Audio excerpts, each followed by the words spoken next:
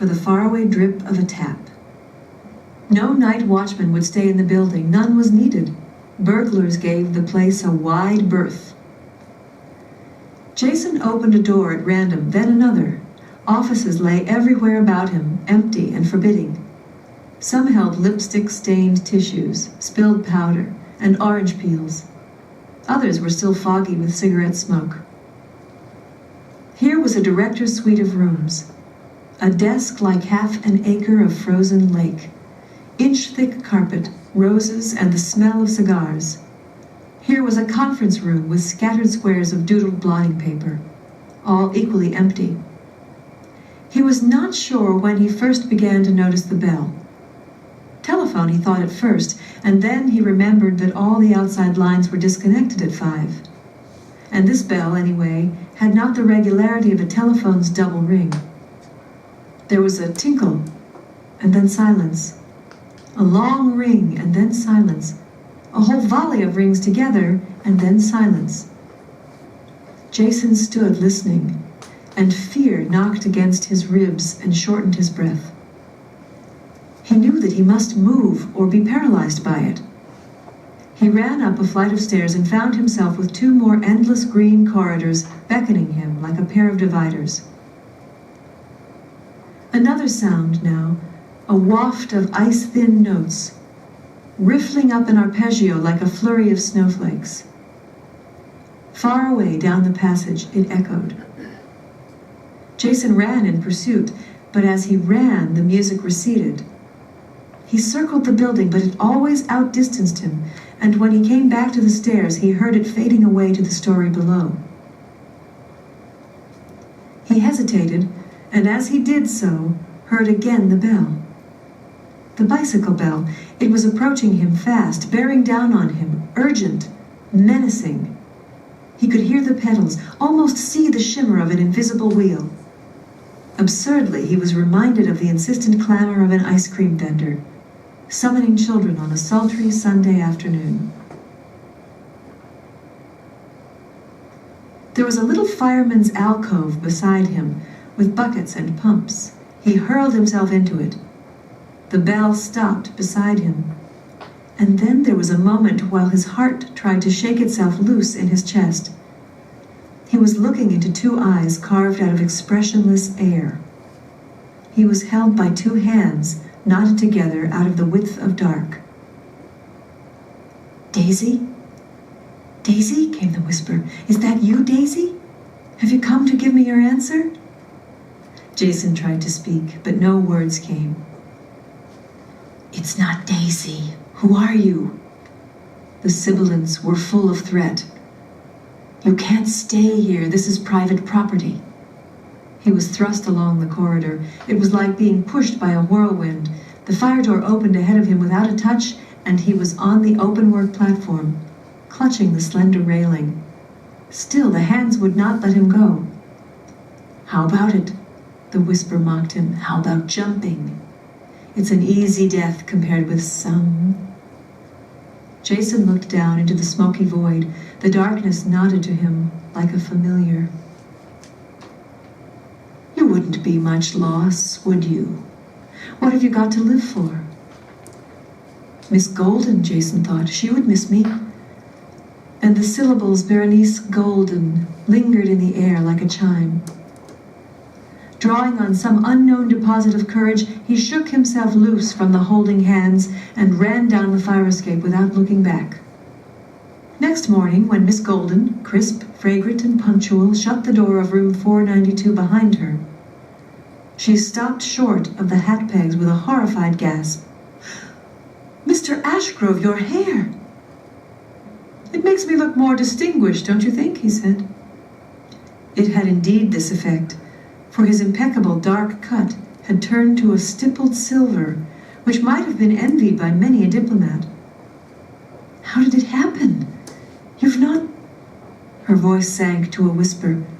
"You've not been in Grimes Buildings after dark?" "Miss Golden, Bernice," he said earnestly. "Who was Daisy? Plainly you know. Tell me the story." "Did you see him?" she asked faintly. Him? William Heron, the Wailing Watchman. Oh, she exclaimed in terror. I can see you did. Then you are doomed. Doomed. If I'm doomed, said Jason, let's have coffee. And you tell me the story quickly. It all happened over 50 years ago, said Berenice, as she spooned out coffee powder with distracted extravagance.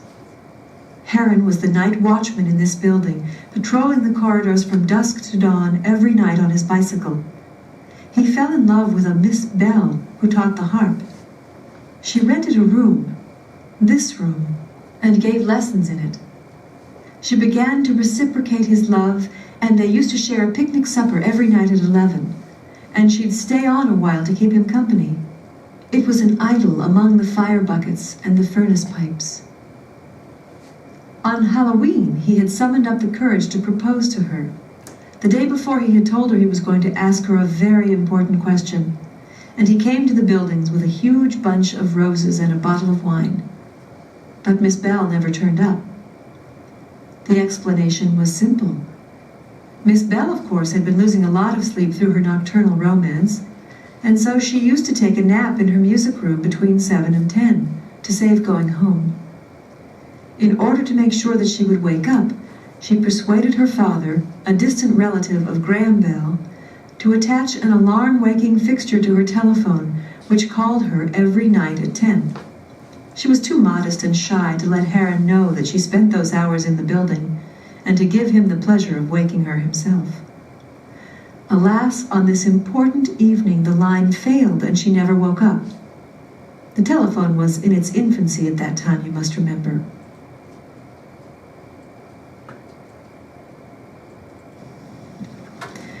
Heron waited and waited. At last, mad with grief and jealousy, having called her home and discovered that she was not there, he concluded that she had betrayed him. He ran to the fire escape and cast himself off it, holding the roses and the bottle of wine. Daisy did not long survive him, but pined away soon after. Since that day, their ghosts have haunted Grimes' buildings. He vainly patrolling the corridors on his bicycle, she playing her harp in the room she rented, but they never meet. And anyone who meets the ghost of William Heron will himself, within 5 days, leap down from the same fatal fire escape. She gazed at him with tragic eyes. In that case, we must lose no time, said Jason, and he enveloped her in an embrace as prompt as it was ardent. Looking down at the gossamer hair sprayed across his pinstripe, he added, just the same, it is a preposterous situation. Firstly, I have no intention of jumping off the fire escape. Here, however, he repressed a shudder as he remembered the cold, clutching hands of the evening before. And secondly, I find it quite nonsensical that those two inefficient ghosts have spent 50 years in this building without coming across each other. We must remedy the matter, Berenice. We must not begrudge our newfound happiness to others. He gave her another kiss so impassioned that the electric typewriter against which they were leaning began chattering to itself in a frenzy of enthusiasm. This very evening, he went on, looking at his watch, we will put matters right for that unhappy couple, and then, if I really have only 5 more days to live, which I don't for one moment believe, we will proceed to spend them together, my bewitching Berenice, in the most advantageous manner possible. She nodded, spellbound. Can you work a switchboard? He added. She nodded again. My love, you are perfection itself. Meet me in the switchboard room then at 10 this evening. I would say have dinner with me, but I shall need to make 1 or 2 purchases and see an old RAF friend. You will be safe from Heron's curse in the switchboard room if he always keeps to the corridors. I would rather meet him and die with you, she murmured. My angel, I hope that won't be necessary. Now, he said, sighing, I suppose we should get down to our day's work. Strangely enough, the copy they wrote that day, although engendered from such agitated minds, sold more packets of oat crisps than any other advertising matter before or since. That evening, when Jason entered Grimes' buildings, he was carrying 2 bottles of wine, 2 bunches of red roses and a large canvas-covered bundle. Miss Golden, who had concealed herself in the switchboard room before the offices closed for the night, eyed these things with surprise. "Now," said Jason after he had greeted her, "I want you first to ring our own extension." "No one will reply, surely?" "I think she will reply." Sure enough, when Berenice ran extension 170, a faint, sleepy voice, distant and yet clear, whispered, "Hello? Is that Miss Bell?" "Yes." Berenice went a little pale. Her eyes sought Jason's, and, prompted by him, she said formally, "Switchboard here, Miss Bell. Your 10 o'clock call." "Thank you," the faint voice said. There was a click and the line went blank. "Excellent," Jason remarked. He unfastened his package and slipped its straps over his shoulders. "Now plug into the intercom." Bernice did so and then said loudly and clearly, "Attention, night watchman on duty, please. Night watchman on duty. You have an urgent summons to room 492. You have an urgent summons to room 492.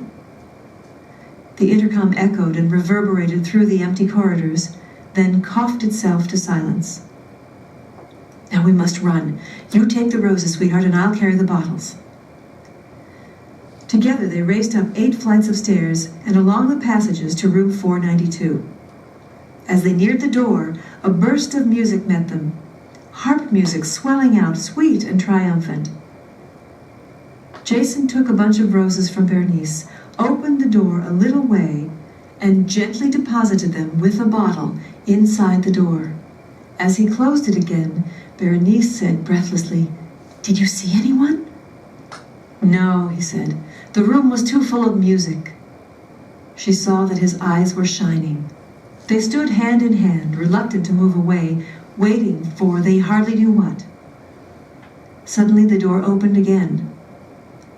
Neither Berenice nor Jason afterward would speak of what they saw, but each was left with a memory, bright as the picture on a Salvador Dali calendar, of a bicycle bearing on its saddle a harp, a bottle of wine, and a bouquet of red roses, sweeping improbably down the corridor and far, far away.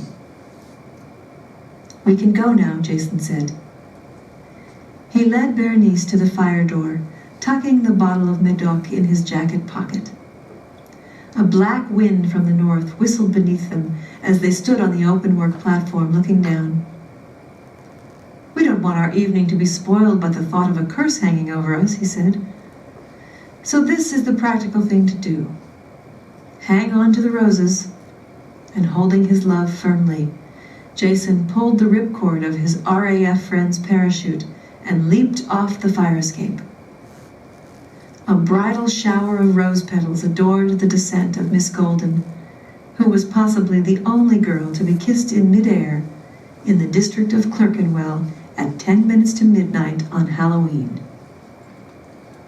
All right, so let's turn now and look at this very interesting little story. Again, our job is to try and play the game of the title of the story, what actually is going on in the story, and then let's write this one down at 2B as well. Is this, for you, a ghost story?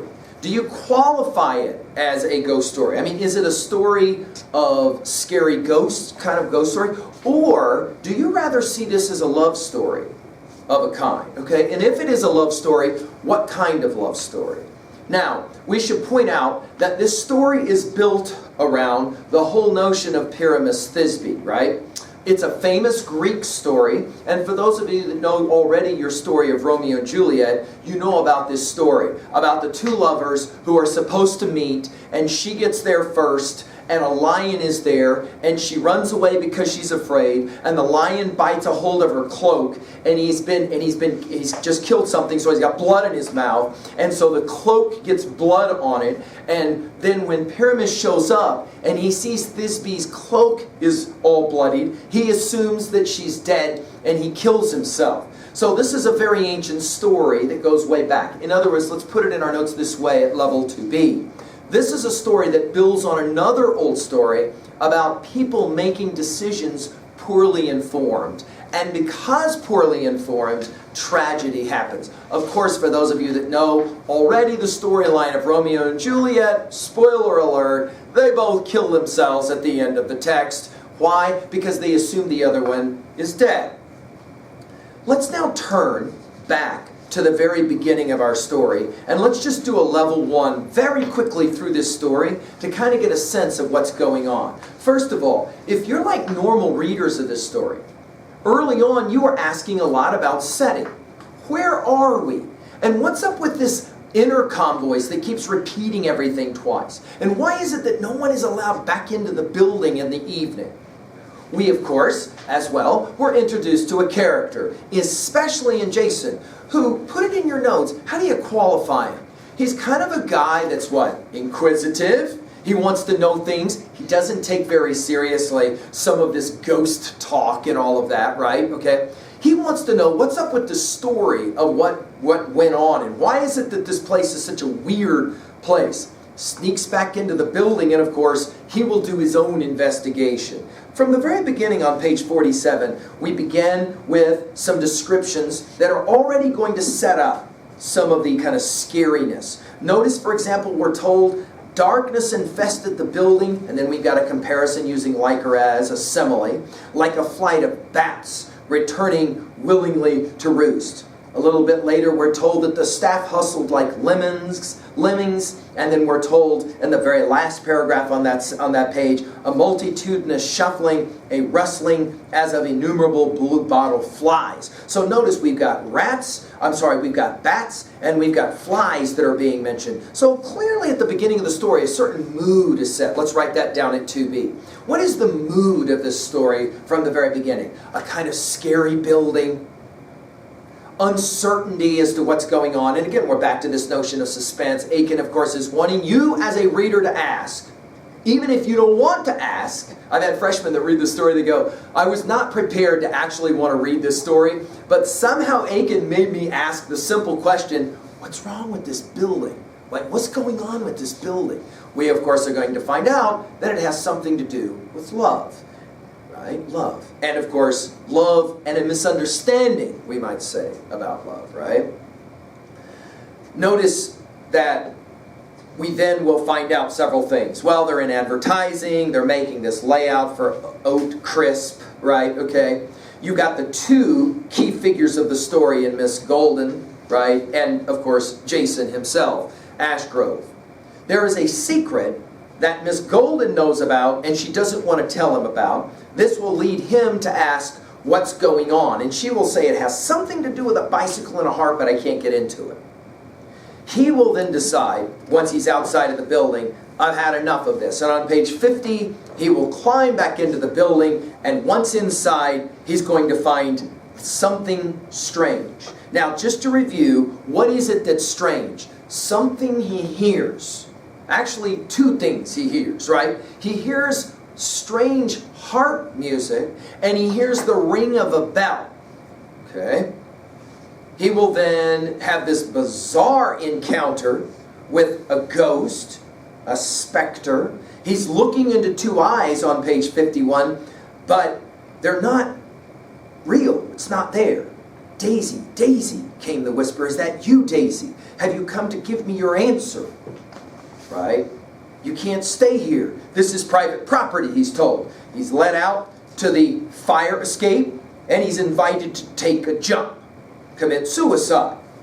And obviously you're asking, what is going on in this whacked out story? Why is all of this happening? The next morning, there's a break on page 52, and we will find out that Bernice Golding then is going to be shocked. There is a change in Jason. Put it in your notes at level 1. What is that change? Something about his hair, right? His hair has turned silver. Jot down, what do you think is up with the hair turning silver? And by the way, this is actually a phenomenon. If you want to Google this, you can. When people go through really intense, scary moments, believe it or not, sometimes their hair can actually change its color. No kidding. So he's clearly gone through some kind of weird thing, and now all of a sudden his hair's a different color. However, let's point out on page 52, he's not really that worried about it, is he? In fact, all he wants to know is, what's up with this building and the story you know that I don't know? Of course, at this point, the reader also wants to know about the strange story. She will begin to tell him the story.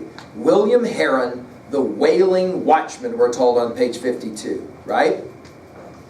By the way, she also says that whoever has been involved in this has to jump off of the fire escape and commit suicide. But notice that his response to that is, if I'm doomed, let's have coffee, and you can tell me the story. So in other words, Jason is what kind of guy? Well, of course, it's significant as well that he's named Jason, because there's another famous story from Greek mythology. Of course, Jason is one of the greatest of the heroes. You'll remember him as Jason and the Argonauts, right? That great hero fighter. So in other words, it's clear. By the way, he was in the RAF, which is the fighting forces of the British Air Force, right? So Jason is clearly not too worried about this, but he wants to know, what's up with this story? Well, the story is an interesting one, isn't it? It's about two lovers, Miss Bell and, of course, William Heron. And the two of them together, in love, they want to meet. He's going to propose. She, however, doesn't arrive, and he assumes the negative. And he commits suicide. Now, this moment of suicide, cast himself off the fire escape on page 53, is kind of a shocking moment in the story. Whoa, whoa, whoa. So in other words, this is a story about a guy who was in love with the girl, didn't think the girl loved him back, and so he jumps off of the building, and then very quickly, she as well dies, leading then to their haunting of the building. The final part of our story at level 1 is